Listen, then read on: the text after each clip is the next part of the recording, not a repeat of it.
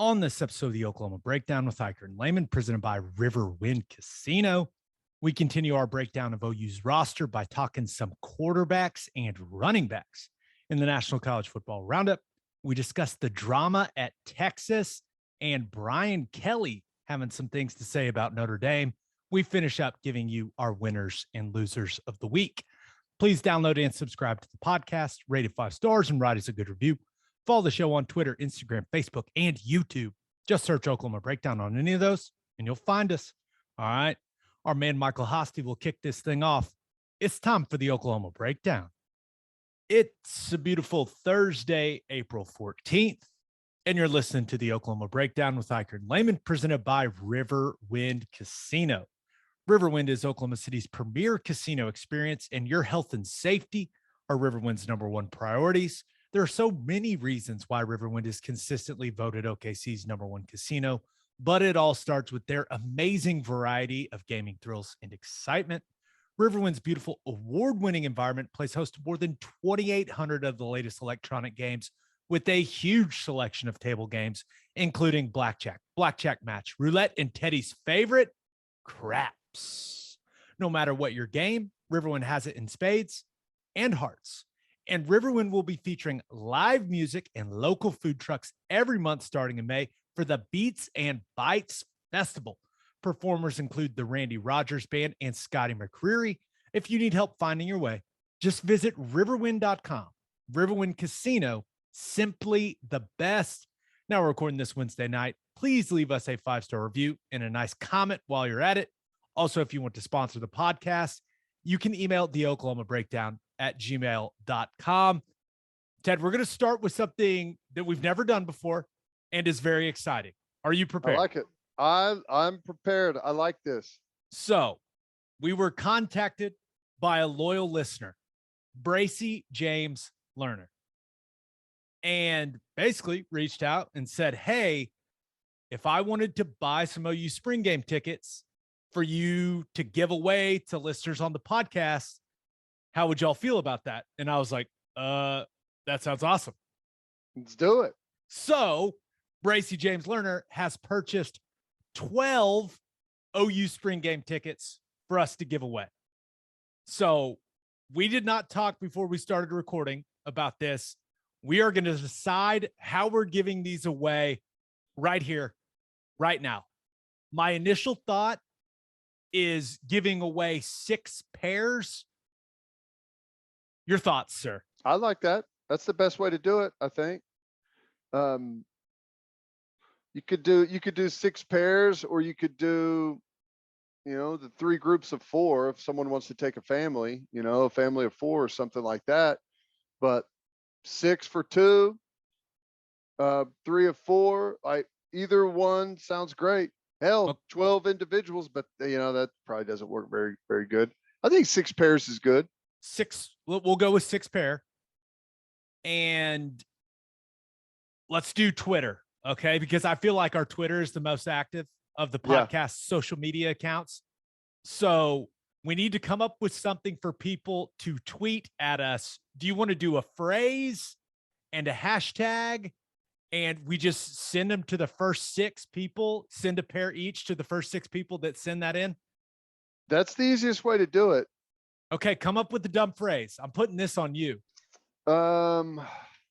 Should it just be like a Oklahoma Breakdown, or Bracy James Lerner for president? Ooh, that's good.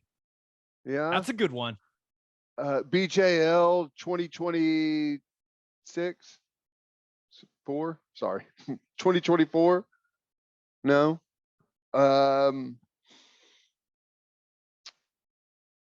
Jordan Spieth is the best. Spieth. Let's see. How about what else? This is probably why people plan how they're going to give away stuff before they start recording. I'm now learning my lesson. Well, I think because is there a reason for the giveaway? I think she just wants people to go to the game. Okay. How hashtag pack the palace. I mean, that's what they're, to our Twitter, that's what OU's pushing, pack the palace. Okay, let's do Bracey, which is BRACEY. So tweet at OK_breakdown, which is our Twitter handle. So tweet our Twitter handle and tweet Bracey for president, hashtag pack the palace. And the first 6 people that do that will get a pair of tickets, free tickets to the OU spring game. Sound good? Awesome. I love it. The first 6 we get, those people will get the tickets. It's that simple. Beautiful. So, yeah, first time we've given away tickets, kind of fun. Is it the first time we've given away anything? I think so. No, we gave away the gift cards from Loves during football season. That was good. That's right. That's right. Everyone loves free stuff. It's awesome. Yeah, so we maybe need to make a habit of giving away some free stuff every now and then. I like it. Yeah, so Bracey for president, hashtag pack the palace, and you got to tag our Twitter at OK_breakdown. All right, let's talk some quarterbacks. And really, it is, I don't want to make this sound bad, but it's like a one guy conversation at this point, right? And that guy is Dillon Gabriel. I think it's really important to start here. The helmet looks way less goofy in person. It actually is pretty sweet looking in person. It's not as bad. I wouldn't have even noticed it had, I think it was maybe you brought it to my attention. I wouldn't have even noticed it after the fact because I wasn't even thinking about looking at it. But yeah, it does. It looks way better in person. You're right. Yeah. So I thought it was important that we start there. But man, they have been really, really pleased with how he's handled this entire process. And they're certainly excited about his command of this offense. You know, you're right, just a couple of weeks with these guys in spring ball. And I know he got in and was working with them in winter workouts and all that stuff, but playing actual football is different, right? And man, I'll say this. He moves around way better than I thought he did. Yep. I mean, he's more athletic. He's quicker than I thought he was. And the thing that stands out about him when it comes to passing the football is the accuracy. I mean, he's really accurate, and they've been impressed. He's not a rah-rah guy. That's probably the best way to put it, but he has his own way of leading his guys on the offense and being a leader on the team. And it's more of a, hey, I'm going to lead by the way that I play and, you know, the way that I carry myself and handle my stuff on and off the field.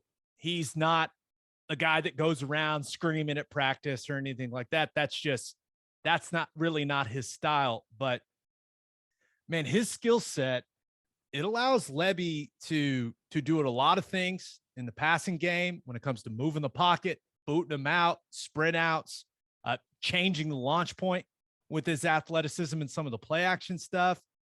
They can get him involved in the run game. Now, Ted, you may disagree, but I don't think they're going to want to dial up a ton of designed run game for him because he's just not that big of a dude. And he's really, really valuable to this football team. So now he runs well enough to keep defenses honest, you know, in some of these read concepts, you know, make them stay home on the backside, that type of stuff. But he's got a lot of people around Norman feeling good about QB1, man. Yeah, I totally agree. Just starting right there with the quarterback run game stuff. I wouldn't expect a whole lot of called quarterback run. Just like you said, keep it on the backside, maybe a handful of times a game. Like if you get the right look and you know, maybe if you're spread out, dial something up on the interior, but I don't think it's going to be heavy. He's going to be way closer to like a Baker Mayfield than he is a Matt Corral at Ole Miss under Levy. You know, Baker uh, could run, was an effective runner. He's not a great runner, but he's athletic enough to make you pay if you overplay some things. Now, I think one of the differences is uh, Baker would try to run over people, put the shoulder down.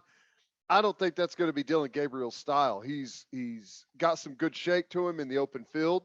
Probably try and make a guy miss. If he does that, pick up the first down, step out of bounds, slide. But I don't think he's going to be putting the shoulder down on a normal basis. Like if it's late, you got to pick up a first down, you got to do what you got to do. But I think he's going to be more scramble to throw type of guy. Uh, keep the zone read on the backside every now and then to keep you honest. But that's not to say that he's not athletic, because I've been pleasantly surprised with how well he moves around. He does. He scrambles good, throws really good on the run, and he throws a good pass. He's got great touch. He's accurate, and he's got command of the offense. I mean, right now, that's about all you can ask for. Yeah, and not just because he's left-handed and also Hawaiian, but some of the stuff he does on the practice field reminds me of Tua Tagovailoa a little bit, right? How the ball jumps out of his hand, kind of the sneaky athleticism for a guy that's just, not that big in stature. Like there's some similarities there as I've watched him, but I think him coming and ending up as the starter, I think it's working out pretty well from everything I can tell, right? Like, I think that everyone involved, him, the coaching staff, his teammates, like, it seems like everyone's pretty fired up about where OU's going to be heading into the 2022 season at the quarterback position, at least when it comes to the starting quarterback. Yeah, I think so. I honestly, it sounds like a lot of the staff that maybe hadn't had any interaction with him were surprised with the accuracy and some of the arm talent that he does have. And that's always a good thing whenever your quarterback is more accurate than maybe people thought he was going to be, or even maybe even Levy thought he was going to be. I don't know, but he's been accurate. He throws a great ball, a catchable ball, and he's been a really good decision maker. He checks all of the boxes, and we know it's hard to see in practice. Like it'll even be hard in a spring game because it is a spring game, but no matter how hard you try, it's hard to treat it like an actual game, right? So he has the gamer gene. I mean, we've seen it come out in him before. Like when the lights are on and you've got to make a play, the dude can make things happen on the football field. So right now, it all looks pretty good. If we're sitting here trying to talk about weaknesses, it's kind of hard to pinpoint something right now, isn't it? Without really seeing a whole lot of he's live not action. 6'4". Yeah. Which it's not as big of a deal as it used to be, right? But still, like, he's just not a big dude. But other than that, the decision making has been good. The command of the offense, like he makes good decisions, but also it's not like he's not aggressive with the football in the passing game. So it seems like he's got a nice balance of knowing where to go with the football in this system, but also, taking some chances with the balls, like smart, calculated chances, chances where, yeah, there's going to be a guy there, but he knows where to put the ball so his guy can make a play, those types of things. So, yeah, it almost feels too good to be true at this point with all the stuff we're hearing, but you also got to remember this is a really good offensive system, and this is a guy that's played some pretty damn good football in his college career when he was healthy. So I guess it shouldn't be that surprising. Yeah, and I mean we'll learn more as this thing unfolds, and obviously whenever we get into the fall, and we can really pick apart every little thing that he's doing and watch it in some more detail. Like I'm sure right now, if you sat down with Lebby and really talked about some of the things that he's really got to work on, he's probably got a list, like all coaches do. But, just having observed a couple of practices right now, he looks sharp. And he As always sharp as you can ask for a guy that's only been here for as long as he is. that and he looks very calm. Always. Yeah. Always calm. Always like he always looks in control. Right? Never looks flustered. So that goes to one of those conversations of like, how do you want your quarterback? The peaks and valleys of emotion, or do you want a guy that's just even keel all the time? He gets a little fiery, but for the most part, it's like, hey man, do you even have a pulse? Like Yeah. he is as cool as cool can be. So, and that's how a lot of the greatest quarterbacks are. So, pretty good trait to have. There's more like that than there are the other version. The other version is, the emotion leads to error in judgment, right? And that's that's one of the one things that you look out for. You're mad, you're upset, you are amped up, and that's good. That's good positive energy, but it also may lead you to take risk that you just don't need to take. So I'll take the calm, even keel. Yeah, I like the calm. I will say it's like all OU quarterbacks, I assume for the foreseeable future, will be compared to Baker Mayfield because the fan base just like the energy, the attitude, the chip on the shoulder, like that just plays so well with the fan base. But don't compare Dillon Gabriel to Baker Mayfield when it comes to like the emotional component, the leadership component. They're very different people when it comes to how they carry themselves and like the attitude they have. And that's okay. It's okay, people. It's fine. It is. It is maybe not the best setup that Baker Mayfield is going to be there the first time the crowd gets to see Dillon Gabriel, and Baker's probably going to be running up and down the field with a flag and being Baker and sucking all of the attention out of the stadium. But that's just something you got to deal with around that guy, man. He's amazing. Yeah, it'll be fine. I am very excited about QB1 for the Sooners. Okay, the backup quarterback situation is interesting, right? Because Nick Evers, highly recruited guy, right? He's a freshman. This just in, it's really hard to completely digest Jeff Lebby's offense in a couple of months and then go out and execute it at a high level when you're being asked to make throws and do things and make reads that you've never had to do in your entire life. Playing quarterback is very hard. And it's very hard in Jeff Lebby's system, the way that he asks his quarterbacks to read some things out, especially in the pass game. So I will say this about Nick Evers. I've had many conversations about him, all very positive because he has come in and he's worked hard on adding weight. He's worked hard on adding muscle. He's having the same struggles every freshman quarterback has, right? Sometimes he's overwhelmed. Sometimes he can't get the play call out of his mouth. Like there are freshman problems that all quarterbacks have. He just needs more time in the system. He needs more time in the weight room. He needs more time at the training table, right? Got to get my man some calories, add that weight. But he's learning what being a college quarterback's all about. And it's not easy.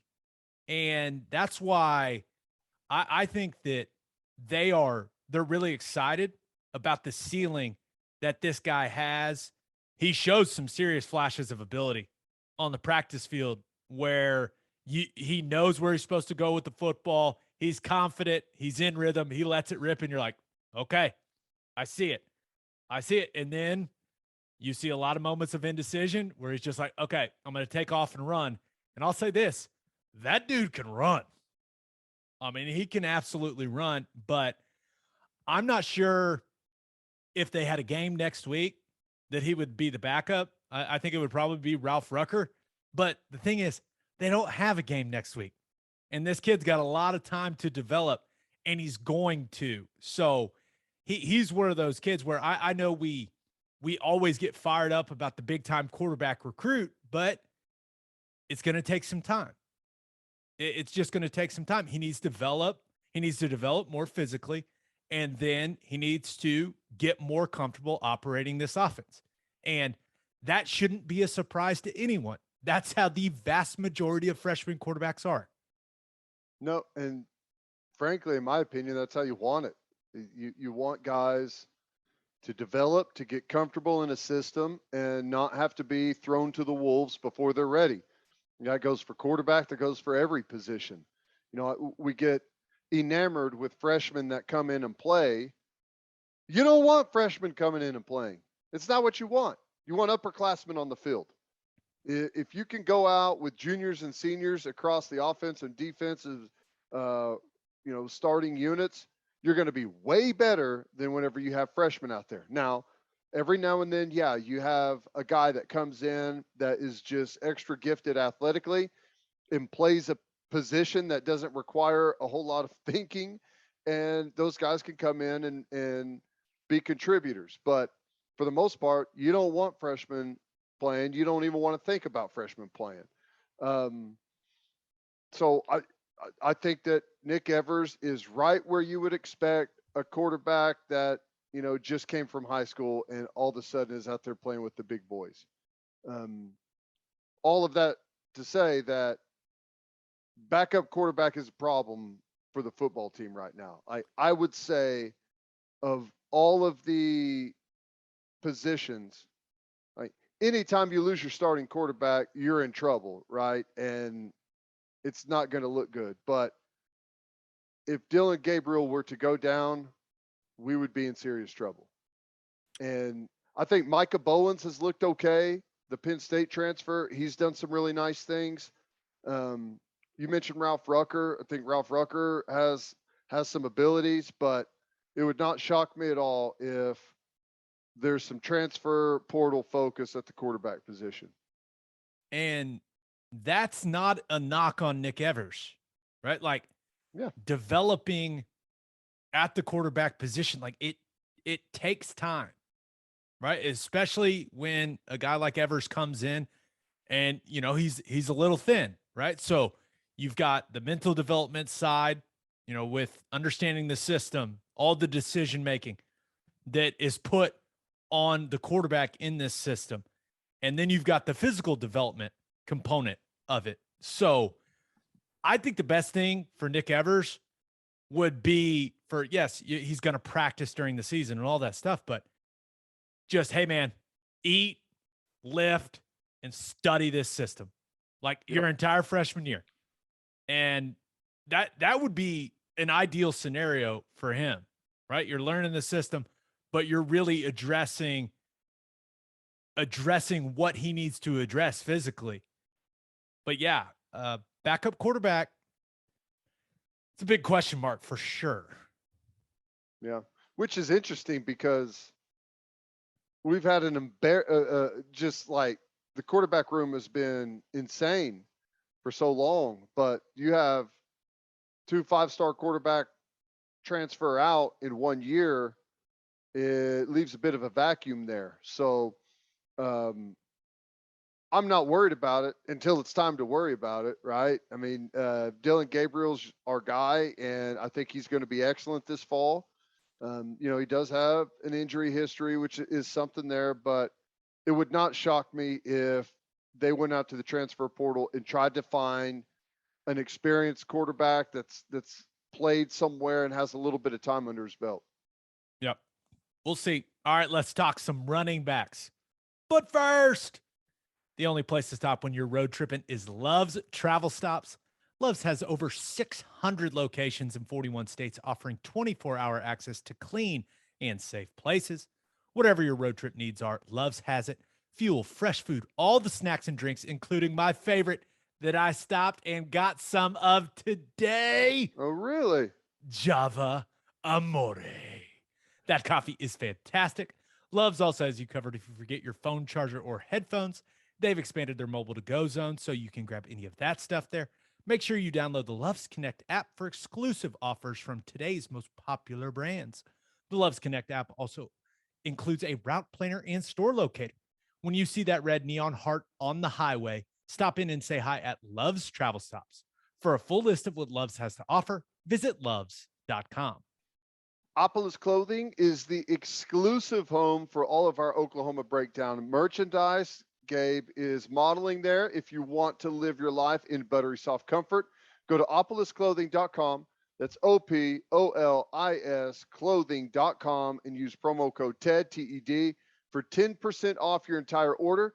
You still get a discount on all of the OU and OKC Thunder gear as well. That's opolisclothing.com and use promo code TED, TED, for 10% off. Buttery soft and 10% off. And little thing to add, Opolis just partnered with a young woman named Jocelyn Allo.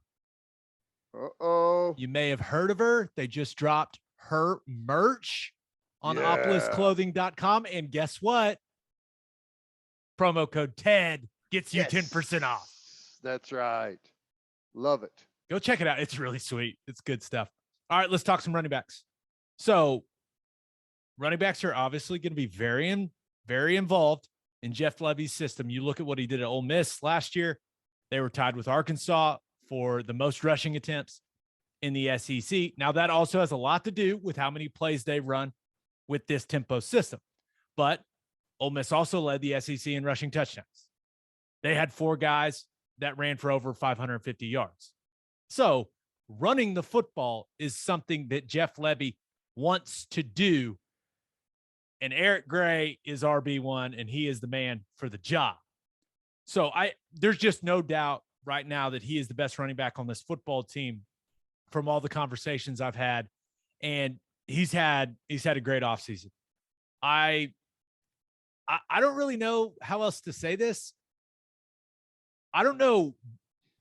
His lower body has gotten very thick. Big backside on that young man. I mean, it is enhanced. So, which is good. So he's put the work in physically. He's doing a really good job of digesting this system and knowing it like the back of his hand. He's emerged as a leader with the way that he's worked. And I really feel like this offensive staff, with that more collaborative effort that we've talked about, they're going to figure out some ways to utilize his skill set and to get the most out of Eric Gray. And DeMarco Murray, the way that he speaks about him, right, just says he handles everything like a pro.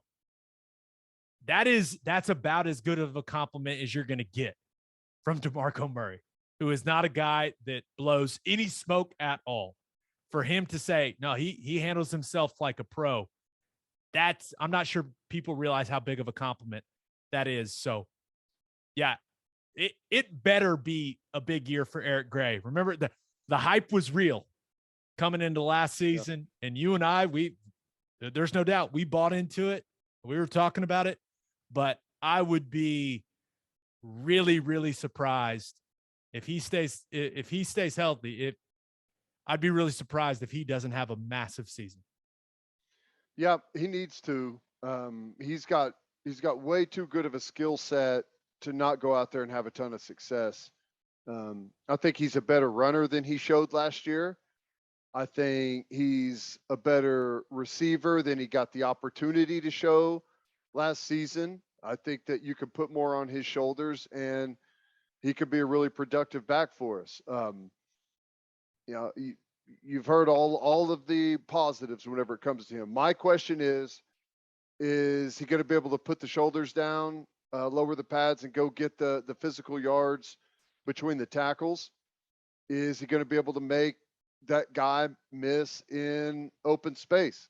Last year, that was it. He had plenty of opportunities where there's one guy out there, and if he makes him miss, he's going to turn it into an explosive play. And he just, for whatever reason, it was like a shoestring tackle here, a stumble coming out of a tackle there.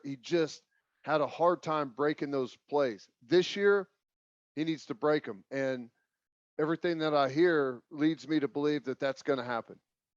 Yeah. And I think he's going to be much more comfortable in this zone heavy running scheme for Levy. Now, it is more of a kind of a mid zone scheme where they build off.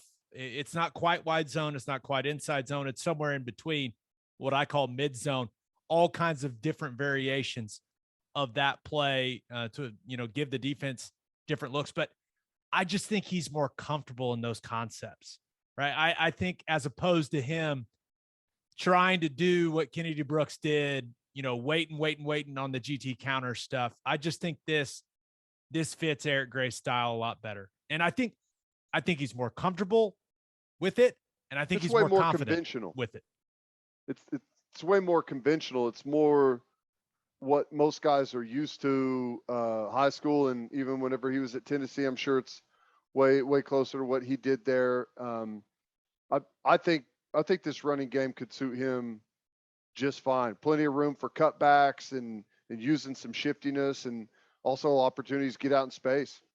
Yeah, no doubt. All right, Marcus Major, 222 pounder at running back. The coaching change, the new mentality was very, very good for this young man. They are holding him accountable. He wants to be held accountable. And he feels like he has a fresh start. And has even told me how excited he is to play in Jeff Levy's offense. He knows it suits him. He knows he fits it. Now, he's been banged up in spring ball, so he hasn't been able to show it a ton on the practice field. But this is a guy that is going to get his opportunity. And he fits this mid-zone scheme extremely well. And at his size, he brings a physicality that none of the other backs on the roster right now bring. And I just think that if he handles his business on and off the field the way that he's supposed to, and he stays healthy, he's finally going to have some breakout games and have a good season. I do not hide that I'm cheered for this young man because he's an Oklahoma City guy. And you know how I feel about my OKC guys, Ted. Yeah. So this needs to be the year for Marcus Major. Needs to be the year. Everything is lining up for him to have a productive year as a running back for the University of Oklahoma. Now he's just got to go make it happen. Yeah, and I agree. I think this system could be great for him. I think because of the up-tempo nature that, there's going to be plenty of opportunities for 2 and maybe even 3 running backs in this system.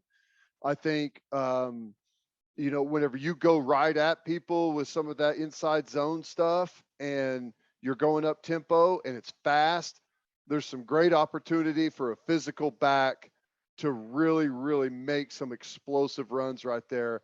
And, when guys get tired, you're going to pour it downhill. And next thing you know, you're one-on-one with the safety and got a chance to be off to the races. I think it fits him excellently. And I'm with you. I've been rooting for him. It's frustrating to me that it's such a big off season, a big spring ball for him, and he's been banged up. And I know there's some things that you can't do about getting banged up, but he needs to be out there carrying the rock. He needs to be on film. He needs to be making plays. He needs to be pounding it into this coaching staff's head that he's going to be there in the fall, because as well as I do, if in the spring, if you've been proven to be unreliable in the past and spring rolls around and we're looking for big things from you and you're unreliable again in the spring, even if it has nothing to do from, you're doing, it's injury issues, that conversation takes place with coaches. It's like, are we going to be able to have him available in the fall? So he's got to really focus, make sure he gets his body right, stay healthy, take care of all his business off the field. And if he can do those things, he's got. You're not going to find many running backs in the country with more pure talent for like between the tackle style running like he could do. So I'm excited for him. I'm hoping this is the year it all comes together. Yeah, I'll say this, just being around him last couple of years and then being around him a little bit in the spring, he got a bit of a different energy about him. I don't know if that's something. I'm sure it has something to do with the new staff, but he just, I don't know. He seems like he's enjoying playing football a little more, even though he hadn't been able to be on the practice field that much. I don't know. It's just the sense I get, and that matters a lot in my mind. Like, are you enjoying it? Are you having fun doing it? So, man, I hope he has a good year. Come on, Oklahoma City's finest. Let's go, Marcus Major. With Major being sidelined for a lot of spring ball, Jovantae Barnes has had a lot of opportunities to show the coaches what he can do. And that young man has not disappointed. And he looks the part now. And I cannot wait to see what he looks like after a full summer with Schmitty. This guy's going to be an absolute monster. I mean, he already looks like a college running back, and I don't even think he's scratched the surface of what he's going to be physically. This guy is going to he's going to be a ridiculous looking back. It's going to be awesome. That number 2 looks sweet as well. Yeah, it looks really good. And he's made a lot of progress this spring mentally when it comes to his understanding of the system. I think things are starting to slow down for him a little bit. He's going to be a really, really, really good football player. Just got to give him a little time. I do expect him to contribute right away. He's just too talented not to put on the field in some situations. You talked about making guys miss, one-on-one in space. That's exactly what this guy does, and he does it easily, and he does it being a big dude. So he's got to work through the freshman issues, right? Like pass protection's an issue. It is with all young running backs, and that is the easiest way to keep your butt on the sideline if you're a young back. But this offense isn't easy. With the tempo that they play with, they're moving quickly. You got to think quickly, so you got to know exactly what you've got to do. I think he's getting more and more comfortable, Ted. But, man, talk about a talented player. They're really excited about Jovantae Barnes. Yeah. He's a stud, man. He's physical. When you hand him the football, he can absolutely go. Now, he's young. He runs too high. I'm sure there's going to be some ball security issues as a freshman trying to, get acclimated with what it's like carrying the ball in traffic in big time college football. But I think he's going to get way better at all those things, and it's probably going to happen really quickly. It would not shock me if by halfway, 3/4 of the way through the season, that he may emerge as the best runner with the football and may start to get a bunch of reps and may be like the big play running back. I think Eric Gray is going to be obviously the most well-rounded, but like if you're looking for home run type threats in the running game, this may end up being the guy for that. So, this is one of those guys like I was talking about earlier. You don't want your freshman playing every now and then you have a special guy. Well, there's an opportunity at running back, and running back is one of those positions where mentally just not a whole lot. I mean, there's definitely stuff that you have to learn. I mean, it's I don't mean to oversimplify the position, but you could say it. It's the easiest position in football. It's doable to as a freshman to be able to go in there and I'm getting the ball here. I know this play, right? And protections and all that stuff you should be able to figure out. So I'm excited about him. I think he's a potential superstar running back. Yeah, it's the way it looks. And yeah, it'll be interesting to see as the season progresses. Well, first, it'll be interesting to see how training camp goes for him. And then once they get into the season, what his workload is looking like.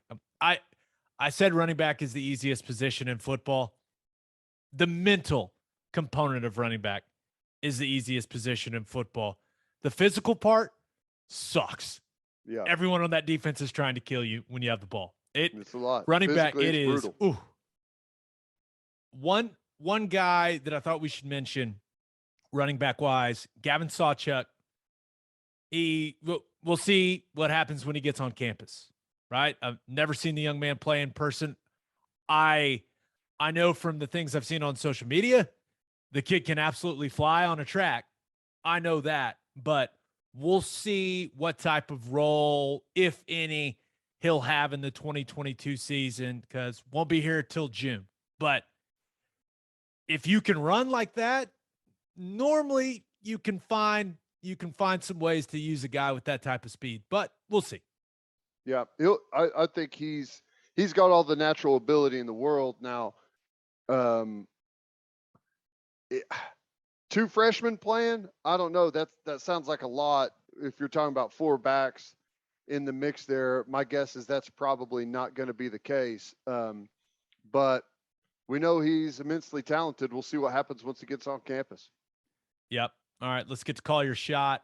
And we ask you guys what you're excited about when it comes to OU's QBs and RBs. This first one comes from at Chris Rich 316 on Twitter, who says, tough one. Excited to see EG utilized to exploit his abilities, but want to see Major in a productive role and to see if Barnes and Sawchuk contribute or preserve a year. And really excited to see the transfer Tawi Walker. He's getting raved about by players. I will say this about Walker. That dude has massive calves. What number is he? 29. Okay. He is a little ball of muscle, and I have seen him run some people over. I just don't know. There's just other guys that are more talented than him. If he were to have a role on this team, I would expect it to be kind of in some short yardage goal line situations, because he's a little like muscle tank. Yeah. Yeah. I don't know. It's tough, man. Running back. Here's the thing though, man. And this isn't flashy and no one probably wants to hear it, or no one really cares. Maybe that's the case, but I think it does matter. Your running back room is critical on special teams. It's kind of like your linebacker room. Those are the guys that make up the bulk of a lot of your special teams units. Your punt, your kickoff return, punt return. Those guys are going to be out there a lot, and there's a role for those guys to make plays on special teams. You can't forget about that. You're not going to have 5 backs carrying the football in typical game flow. Like, yeah, blowout scenario, maybe you have a bunch of guys carry the football, but in a typical game, conference game, tough game, you're talking 2 or 3 guys that are going to be in the rotation. You can't give 5 or 6 guys reps throughout a week to be ready to play on Saturday. Correct. All right. And this other one comes from Infamous Bale at BS Beal on Twitter. It says, hopefully Gray will be able to utilize his skill set far more frequently. Having 2 guys who can work the interior in Major and Barnes will be a nice change of pace. First-time quarterbacks are usually nerve-inducing for fans. Having a first-time quarterback who knows the system is relaxing. I like the way you put that. Nice job, Infamous Bale. Yeah, I like it. Good stuff.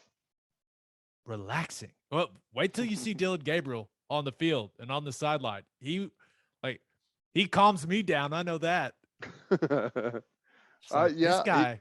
He plays with a lot of fire though. Like when the lights are on and it's game time, he brings the fire. I am excited to see that dude play a game. right? Because I went back and watched some of the UCF stuff, and you're right. The dude's got a little edge to him on game day. So he does. That's going to be fun to watch that switch flip. All right, let's get the birthday shout outs. Happy 12th birthday to Alyssa Newman. Happy 20th birthday to Bevan Ikard. Ikard, that's pretty close to Ikard. Wonder if we're related. Probably. Happy belated 22nd birthday to Trenton Jones. Happy 23rd birthday to Zach Hughes. Happy 23rd birthday to Peyton Caps. Happy 23rd birthday to Ralvy Rocket Garcia. I think it Ravi Rocket Garcia. Ravi Rocket Garcia. Happy 35th birthday to Tim Pickens. Happy 39th birthday to Andy Scott. Happy 73rd birthday to Roy Nelson. And happy 81st birthday to Leroy Rawson. And two late additions. Happy 64th birthday to Jim Darlington. And happy birthday to, oh boy, Michaela Piccolo. Okay, bear with me. I've never seen a name spelled this way in my life, I don't think. Michaela Piccolo. Are you ready? Here we go. Yeah. Michale.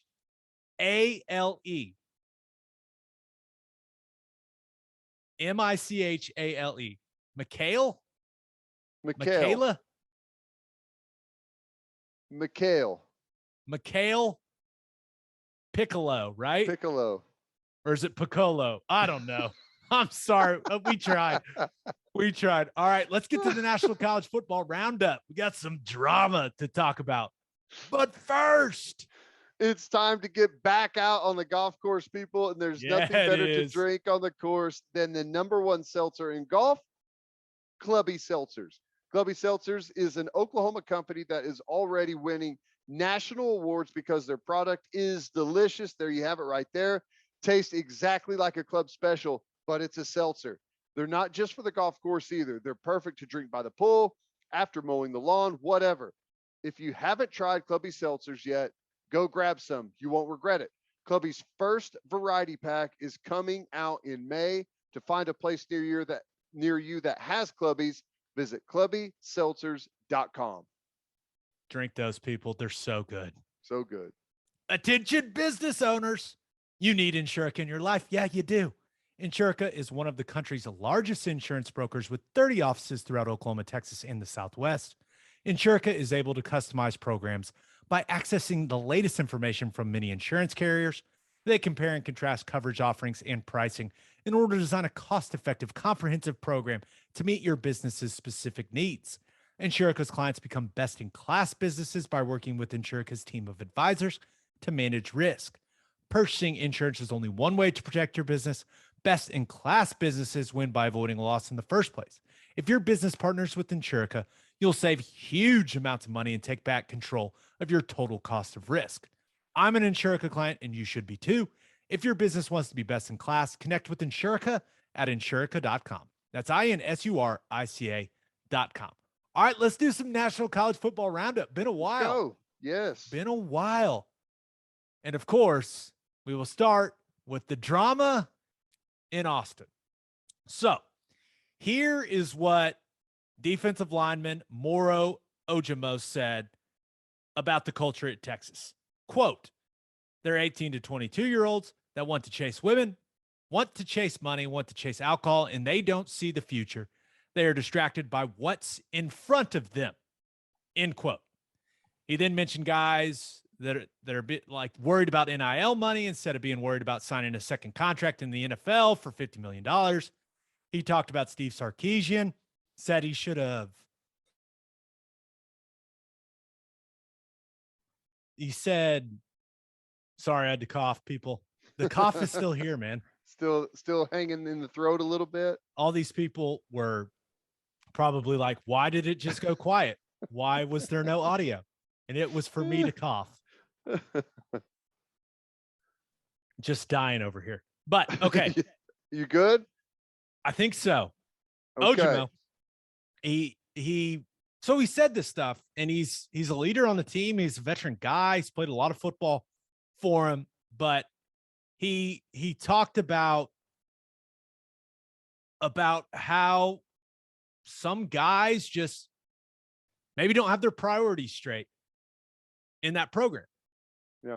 Which I think a lot of people agree with, and a lot of people have been saying for a long time. So of course Steve Sarkisian came out and defended his guy, right? No, the exact opposite happened, because Steve Sarkisian came out publicly, basically said that Ojomo should have said that stuff behind closed doors, didn't like the way that he said it, the forum that he used to say it. And I don't know, it was really weird. And then he said that Ojomo's not going to be talking to the media anytime soon. So what do you think, Ted? I think it's ridiculous.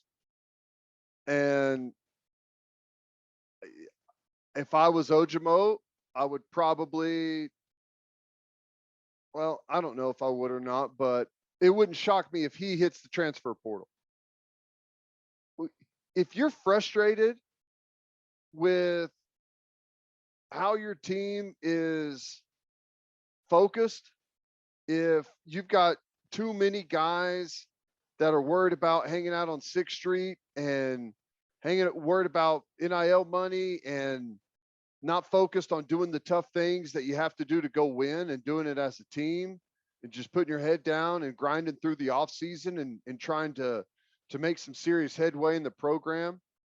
Like, if you're frustrated about that and you say something and you're the one that's punished, like, you don't want to play there. That's ridiculous. That is, I don't know if Steve Sarkisian knows this or not. Someone maybe should break this to him. It ain't his football team. It's Ojomo's football team. He's the senior there, right? He's the one that's earned it. It ain't Steve Sarkisian's football team. It's the locker rooms, right? And if the locker room is not acting accordingly, not maintaining itself like a championship locker room should, and a senior member wants to say something behind closed doors, he can. If he wants to say something to the media, he can. That it's his team. Like, the ultimate goal for any head coach should always be that the locker room polices itself, right? That's what you want. You don't want to be the disciplined guy that has to come in all the time and try and clean up messes. You want the messes cleaned up in the locker room. That's where it all has to start. If you don't have the right guys in the locker room, it's not going to work. And here you've got a guy trying to be the right guy in the locker room and you shut him down. It's pathetic. And it is right in line with everything that's happened at Texas over the last decade, right? This is the problem.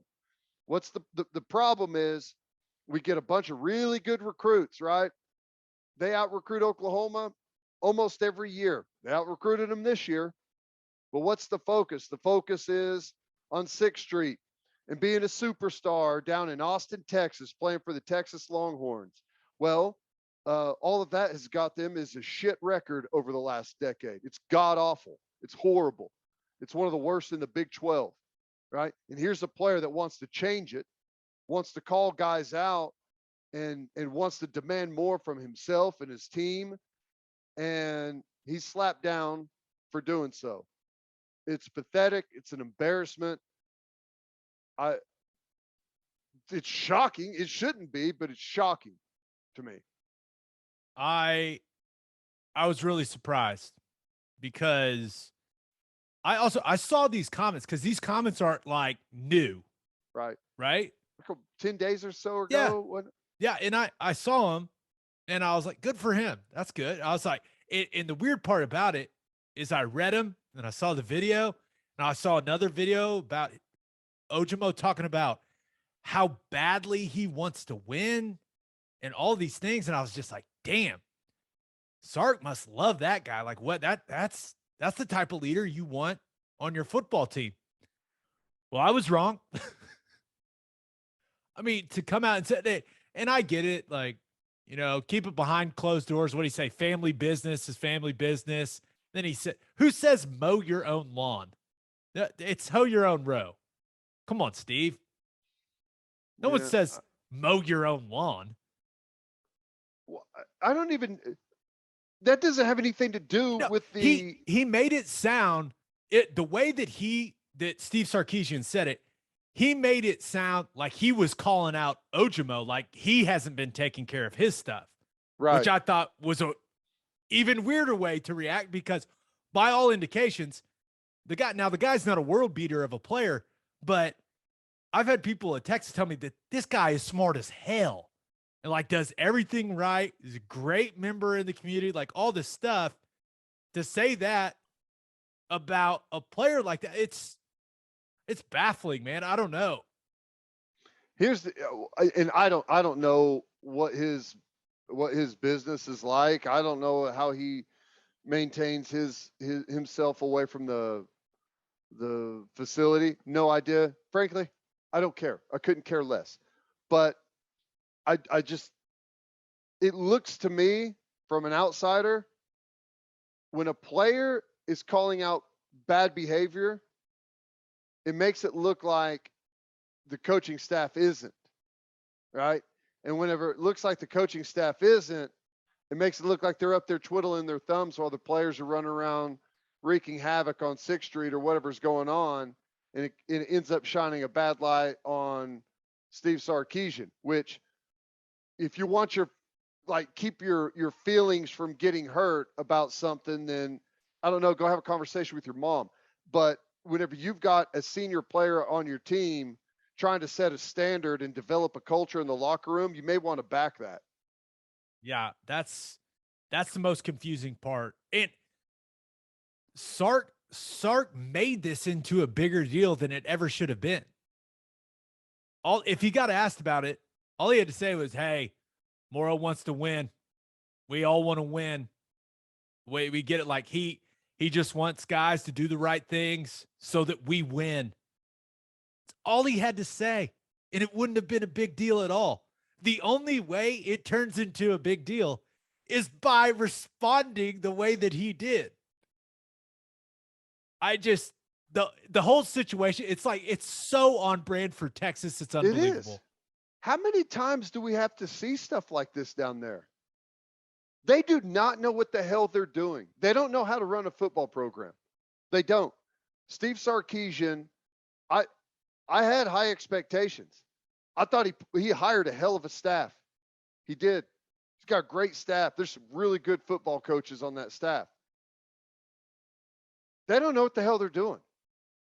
They don't. And I don't know if he didn't know what the hell he was doing from the beginning, or if he got down in Austin and, the donors and the whining and dining and this backslapping and talking about how good it's going to be and how great we have it. And why don't you go spend a weekend in my lake house? Why don't you go up to Aspen and stay in my house up and like everyone's just pumping you up. They want to be a part of the program. You get soft and you let crap through the cracks, and this is what you end up with. It happens every time. They haven't had someone at the helm of that program stand up and say, like, have some like intensity about what you're doing, right? Have some accountability for yourself, for your players, set a standard, hold one another to it, champion guys that do it right, and try and hold others to that standard. This is a shit show, man. That place is ridiculous, and it's always going to be ridiculous, which is fine. Like, I don't care, but I'm tired of hearing people talk about how good of a job it is. That job sucks. That program sucks. It's shitty. The players that go there never pan out. They don't turn out. They out-recruit everyone in college football every year. That team's 5-7 and lost to Kansas last year. You would think they'd recognize stuff like this. It's horrible. I hear you. And I think I'll write us down officially as Team Ojomo in this this drama they got going on. I think we're siding with him.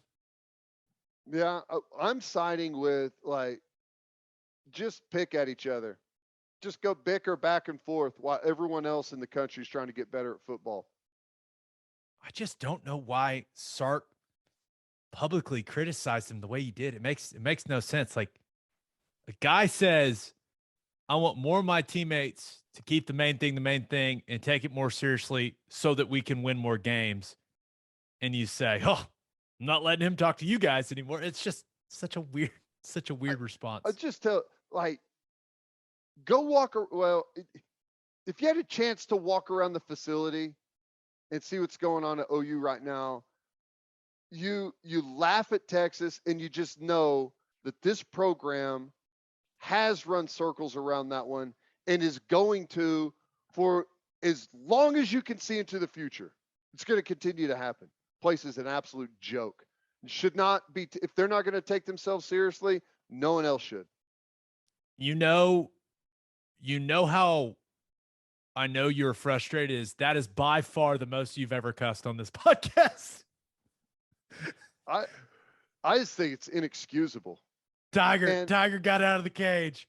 Well, I'll tell you, man, if I was the athletic director down there, like, to me, it's almost a fireable offense. Not because of, like, he said anything that was like, it's like the words aren't that bad, but how does that happen? Like, what did I hire you to do here? Like, what are we even talking about? Like, this is the type of guy that you put out in front. Like, this is what we want. This is what we want representing our program.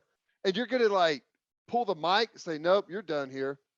Don't tell everyone what's going on here. That's not what we want. Joke. I'll say this. Chris Del Conte, the athletic director there, was the athletic director at TCU for quite some time. And there is a former TCU head football coach that is lurking in the shadows, currently on the Texas payroll. True. Just saying. All right, one other thing I wanted to talk about, Brian Kelly.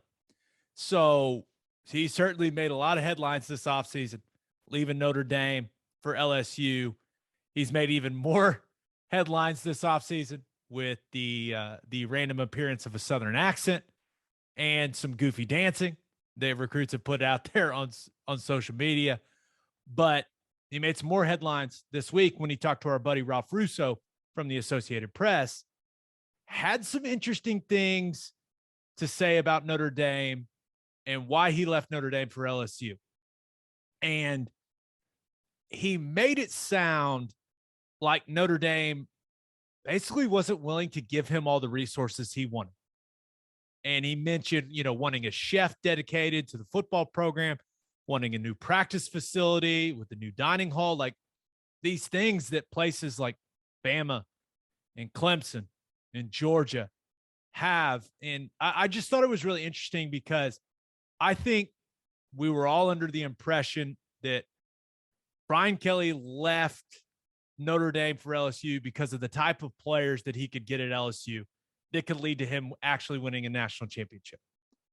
But now hearing some of this stuff, it's becoming clearer and clearer that coaches, big time coaches, want to be somewhere where the school is completely bought in.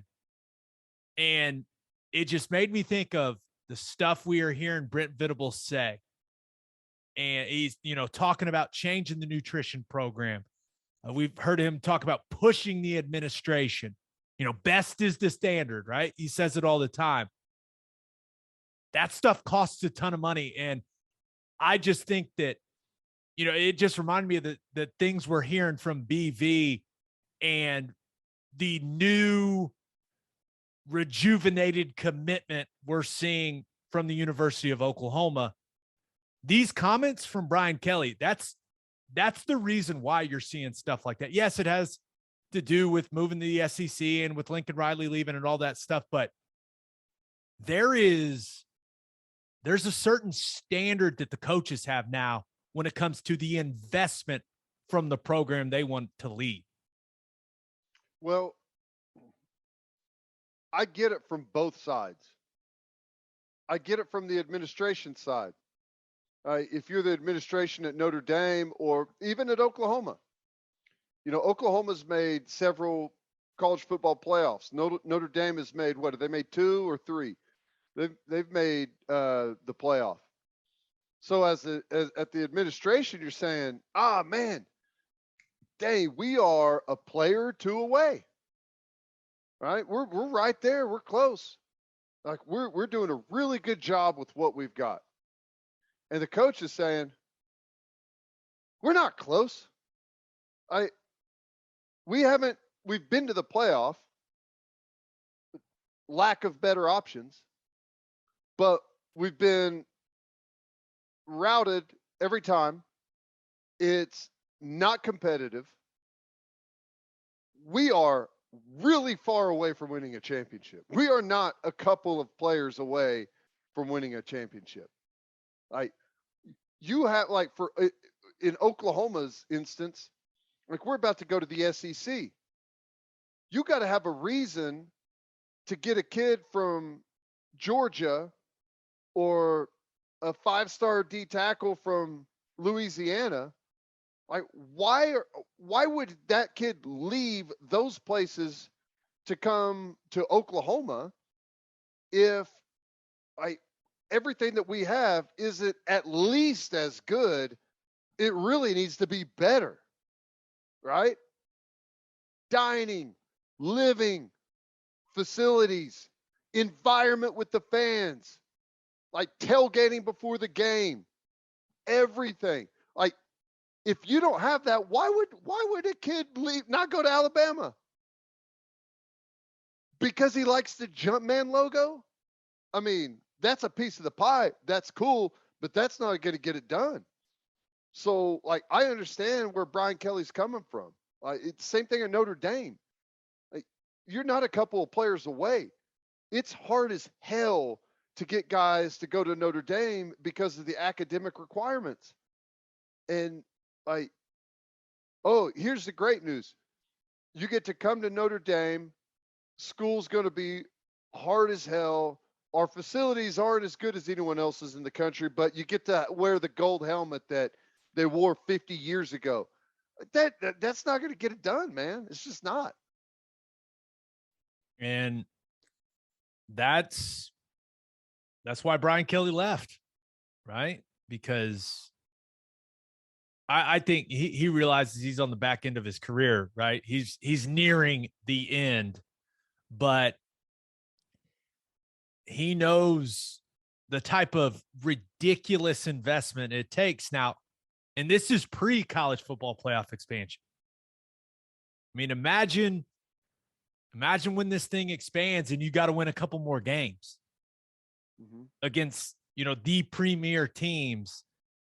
This level of investment's only going to go up and up to try to gain an advantage.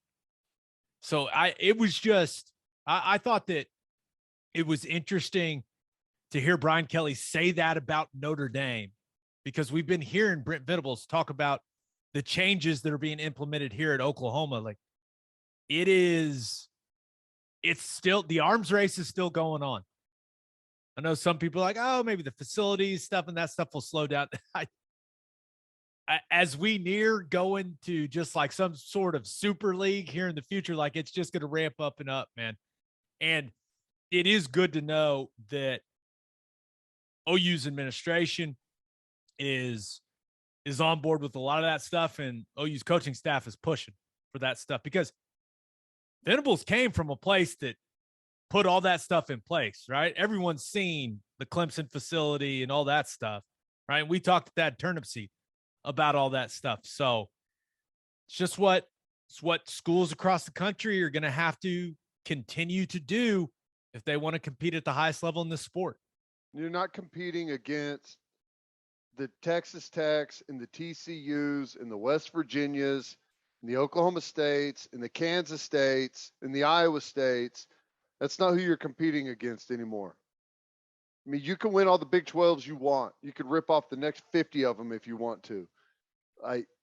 The extra amount to get over the top it's a lot.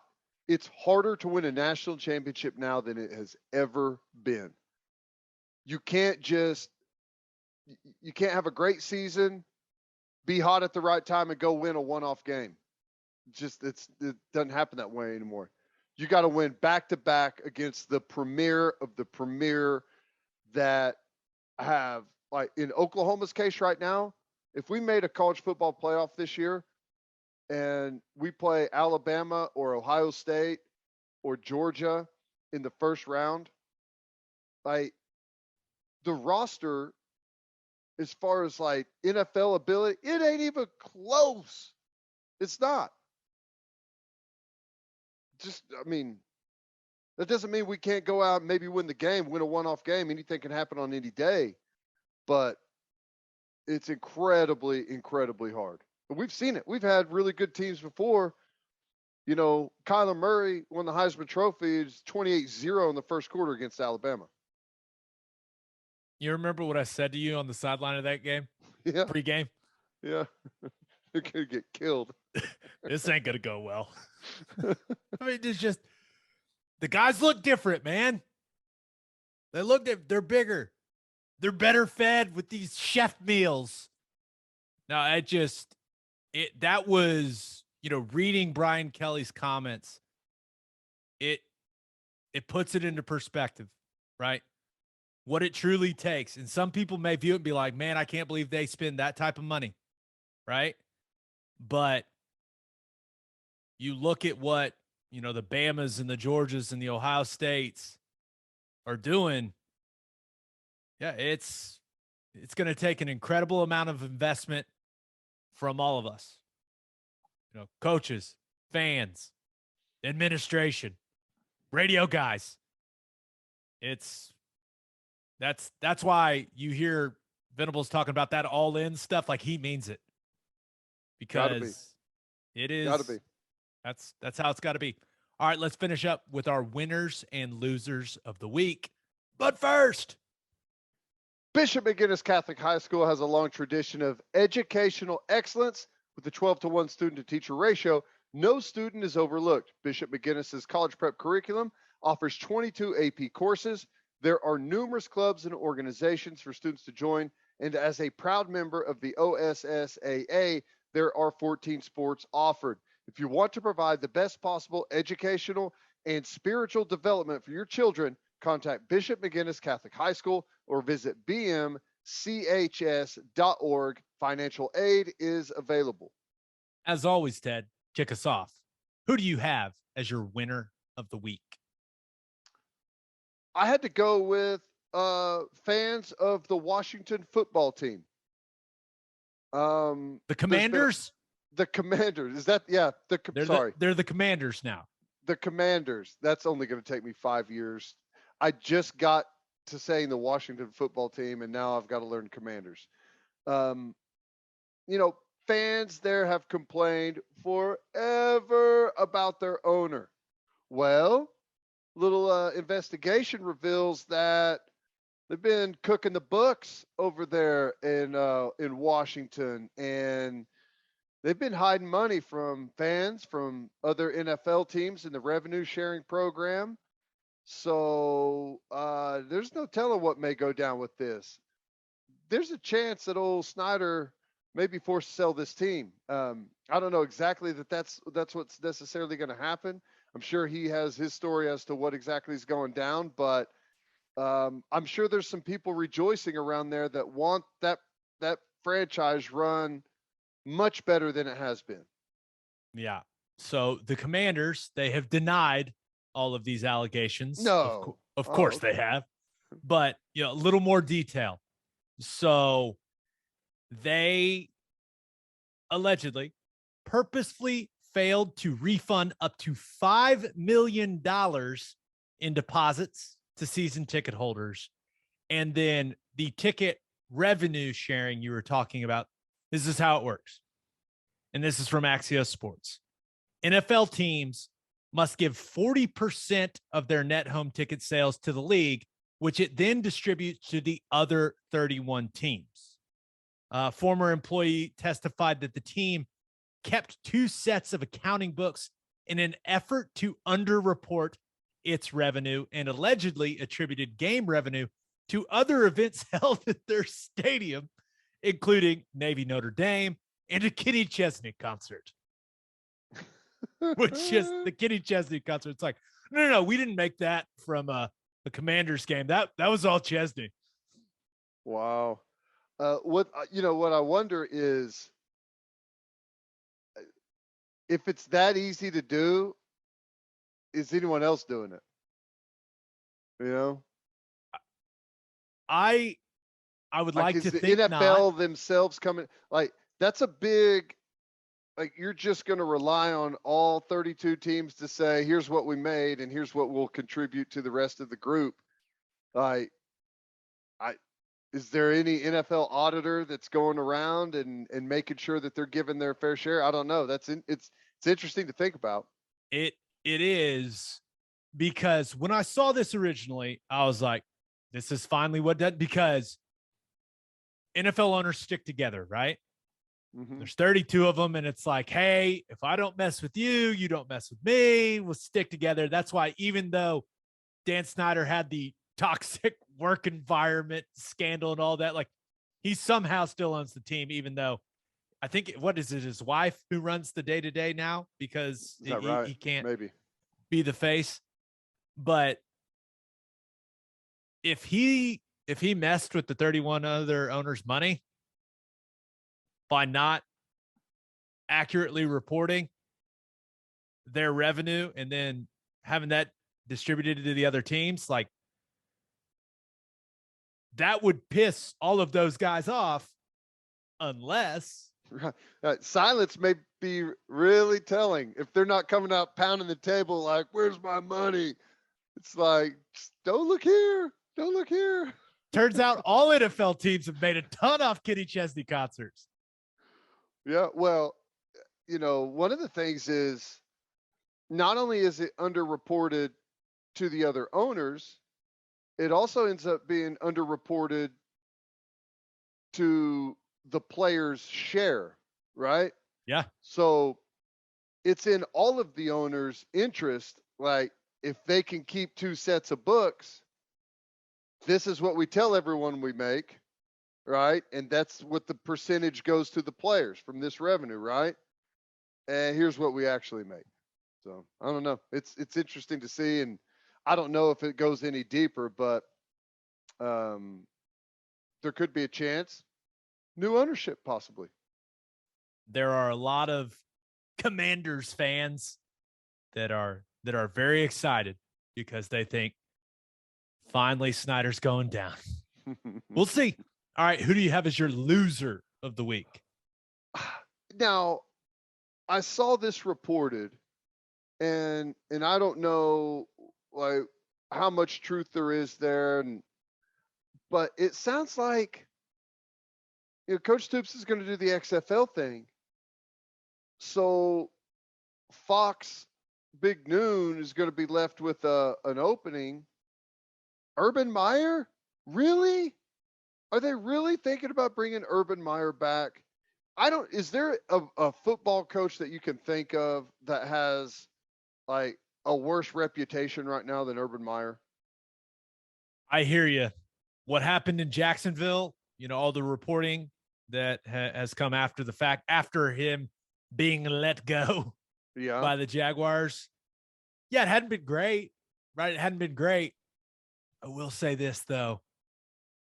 Did you watch Fox Big Noon kickoff when he was on there? Yeah, some. He's pretty good, man. He's pretty good on TV, and but I know there's a bunch of guys that can be good. I hear you, but, like, if take take the off the field stuff out of it, right? Take the girl trying to sit on his lap and the grinding episode. And what some of the players that played for him at Florida ended up doing with their lives and with other people's lives. Ohio State. And the Ohio State stuff. And then how Jacksonville and that whole thing went. Like, take that all out of it. And the fact that you want a guy to talk about football that didn't know who Aaron Donald was. I still don't believe he didn't know who Aaron Donald was. Who's this 99 guy, huh? Pretty good player. Good.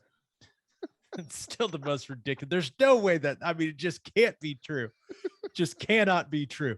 But there's not a lot of guys that have won that many national championships. Now, if you could put him through maybe some speech classes, I think Coach Ojomo would be pretty good on there.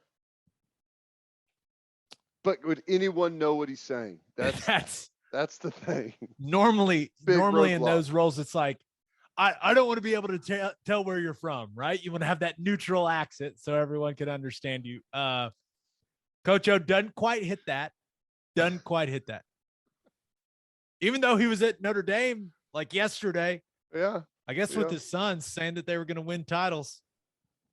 Yeah. Well, I don't know. I thought that was really weird by Fox, but I guess if there's no better options.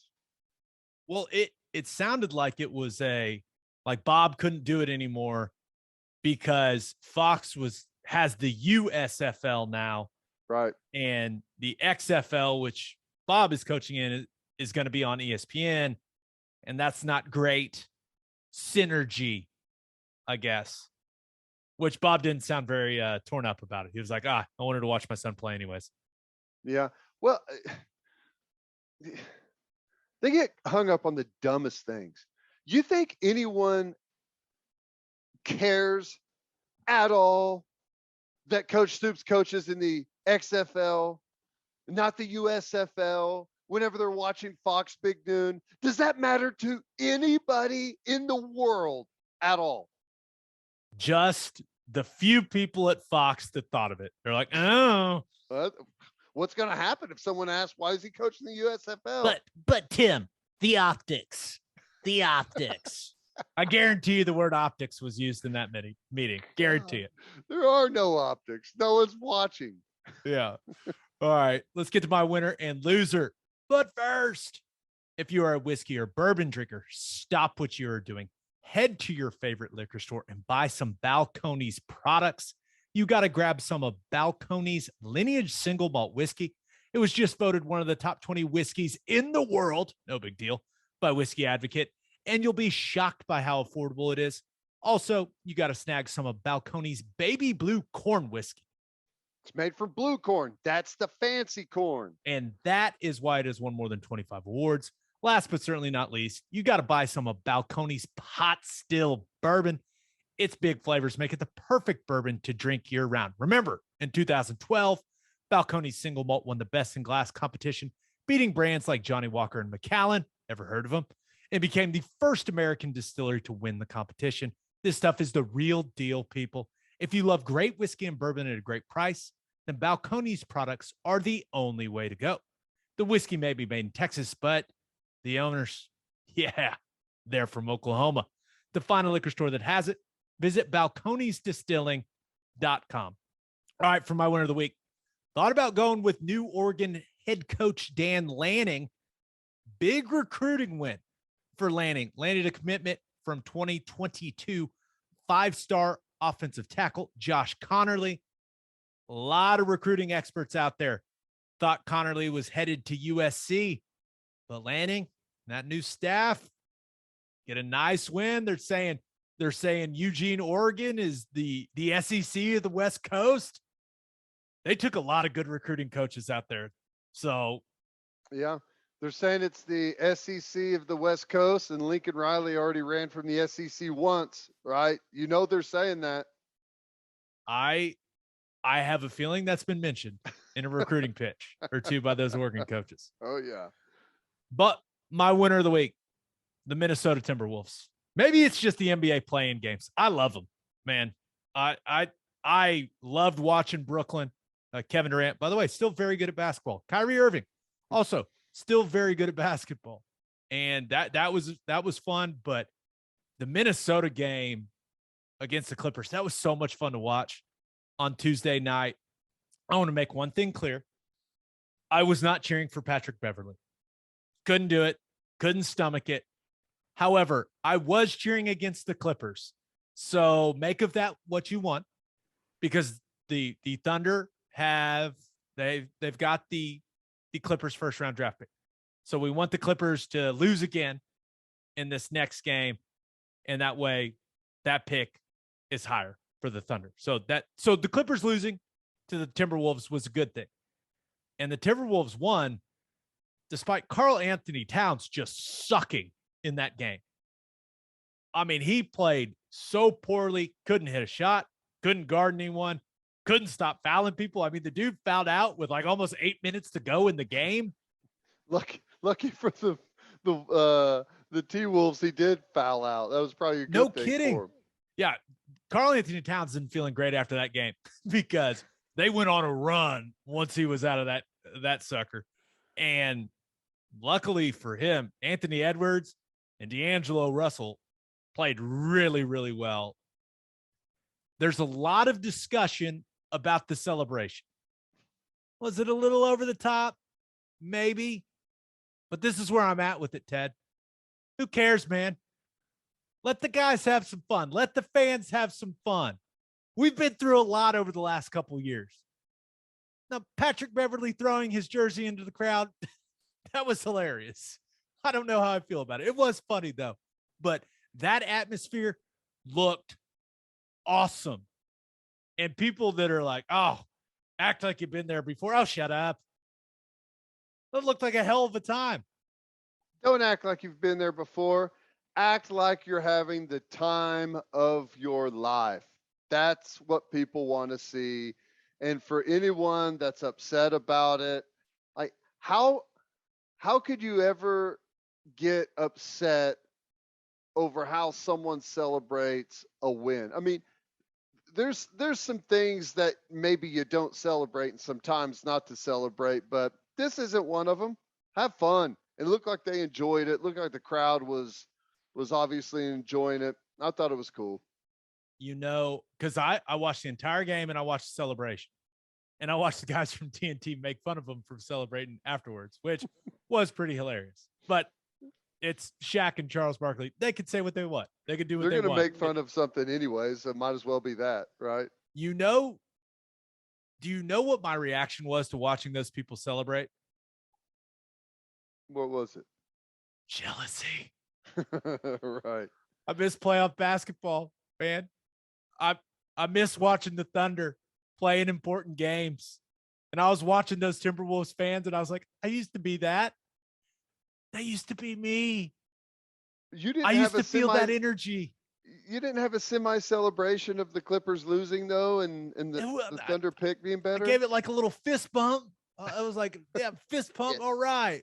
Good for draft positioning. But I was watching those Timberwolves fans and those players, and I was like, I want that again. Please. It was fun. It was fun whenever it was rolling, man. There's no doubt about that.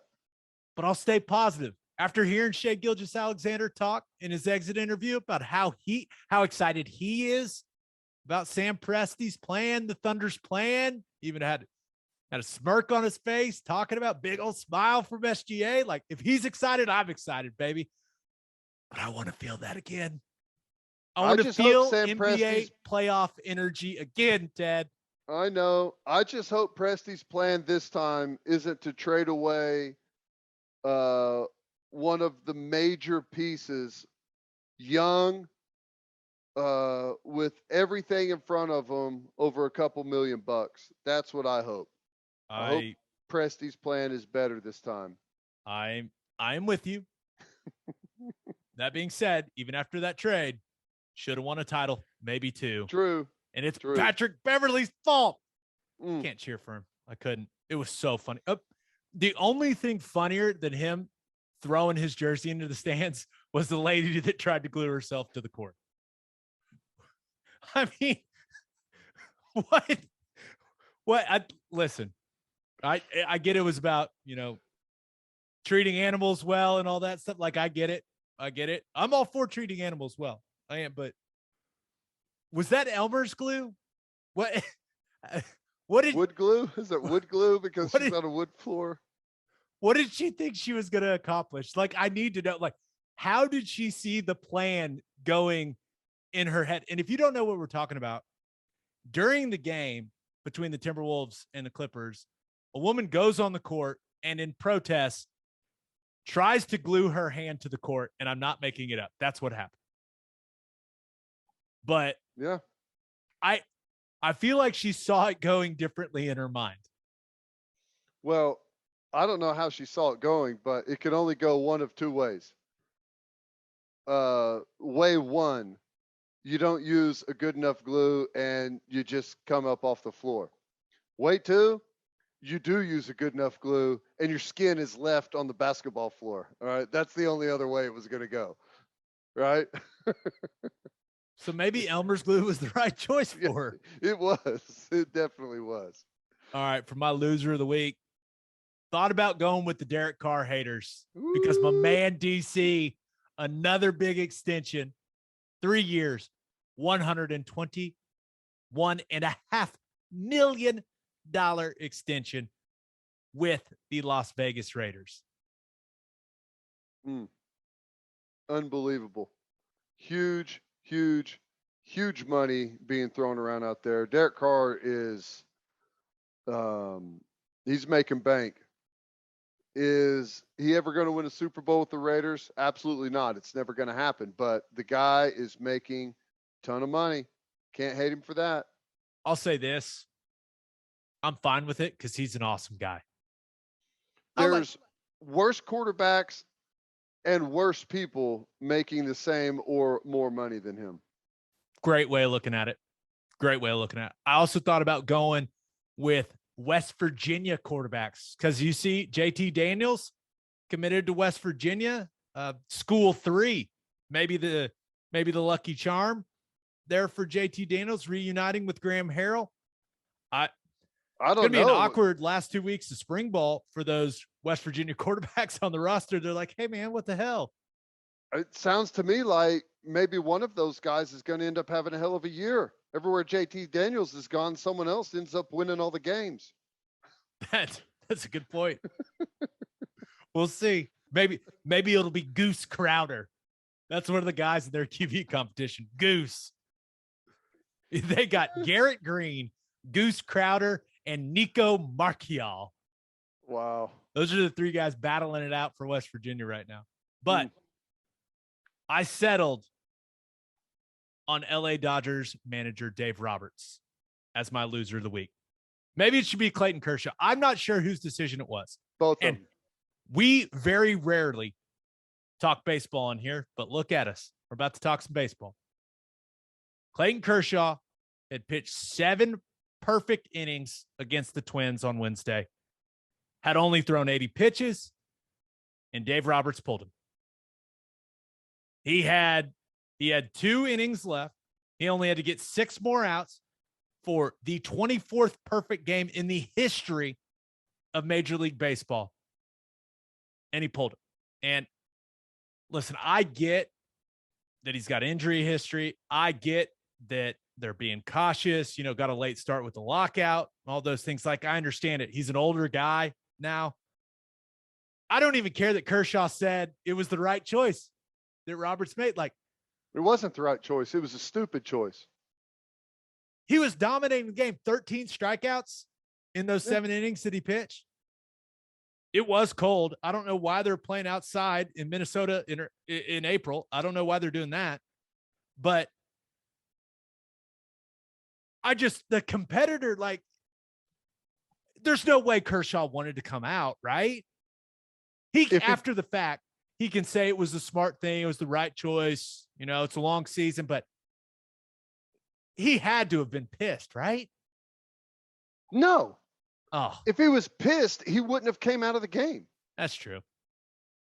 No. So I should be mad at Kershaw. Yes. Hey, by the way, did you know that he went to the same high school as Matt Stafford and Scotty Scheffler? Yes. Oh, you did? Not many people know that. It's not Well, talked about very often. I knew he went to the same. I didn't know Scheffler went there. I knew that he went to the same one with Stafford. We'll add Scheffler to the graphic. How about He's that? a Highland Park guy. That's pretty impressive. Well, here's the thing. Any other pitcher on the planet would have told the manager to stuff it and get back in the dugout. We got a perfect game going here. All right, you're not worried about, or you're worried about him getting injured. Throw it underhand. Throw it left-handed. He is left-handed. He would have to throw right-handed. Throw it right-handed. What's the worst that happens? They hit it. We're done here. You walk off. Maybe they hit a ground, maybe hit a fly, and you get some easy outs. Just because you're in for the final 2 innings doesn't mean you have to try and throw it 110 miles an hour. Get it over the plate safely and see if your defense can go to work for you. There's been 23 perfect games in history. That is the dumbest thing I've ever seen. There's no excuse for it. Manager, pitcher, stupid. The whole thing's stupid. I wonder how much of it was Kershaw's decision, because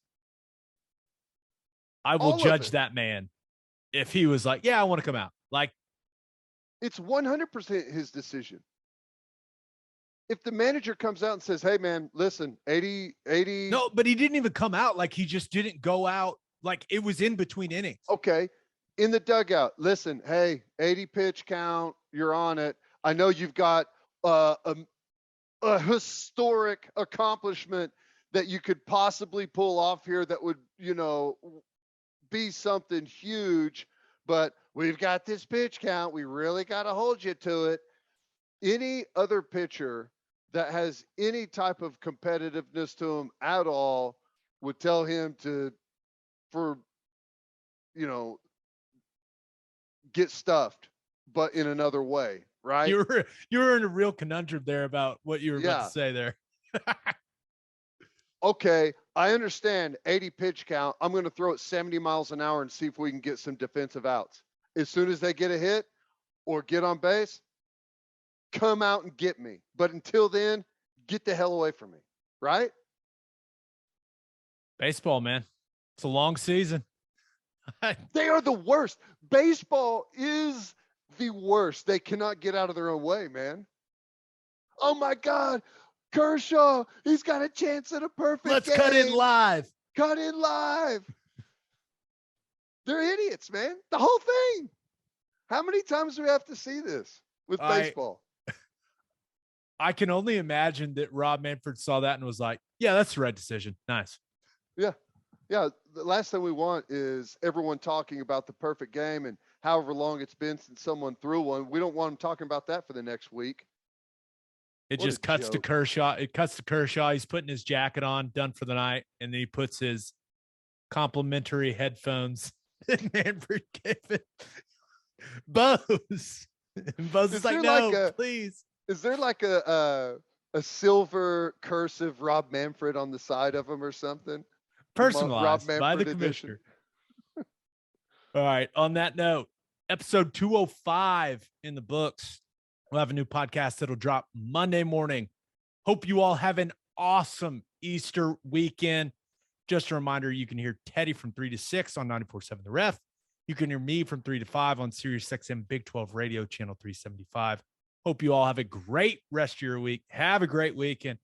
And until next time, we appreciate you all for listening. Do what you always do, Oklahoma. Take care of each other.